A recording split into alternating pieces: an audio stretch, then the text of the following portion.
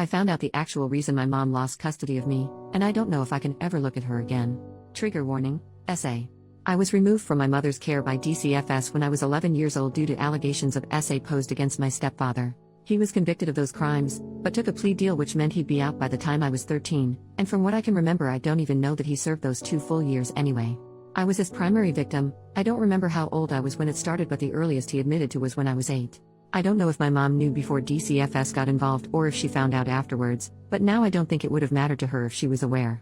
After being put into temporary custody of the state while the legal issues were sorted out, eventually I was placed with a relative and her husband, who later adopted me when it was clear my mother wouldn't be getting me back. My adoptive parents put me in therapy, got me the help I needed, did everything they could to make me feel safe again. Something they never prevented me from was speaking to my mother. I was always able to call or text her, and she was always allowed to come visit me, but I could never go and see her. I didn't really question it as a kid. I assumed it was some stipulation the courts made. I believed growing up that the reason my mom hadn't gotten me back was because of neglect, I guess. I assumed that the court thought it was partly her fault that I had been left unattended with that man so often, or that it took someone else noticing I was physically injured for something to be done about it.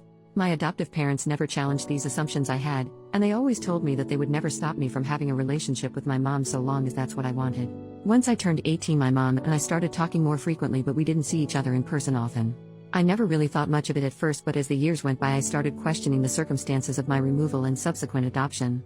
I was confused as to why a woman with no prior issues with the law would have had her child taken from her in such a cut and dry way. I decided to ask my adoptive parents about it, and they very gently informed me that my mother was told that in order for her to regain custody of me, her husband, my abuser, would be required to leave the home, and could not under any circumstances come near me. Not only because he was an offender but because I was the victim. My mother evidently could not meet these conditions, and so I was adopted by my relatives. When I worked up the courage to ask my mom if it was true, she didn't deny it.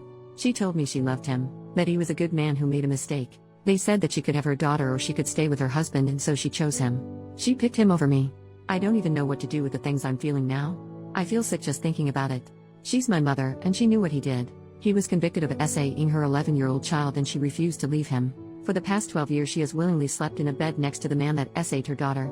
She has stayed married to the man who hurt me. My adoptive parents said they were advised by the therapist to let me figure it out in my own time, as my mother, despite picking that man over me, never made any move to have me near him again.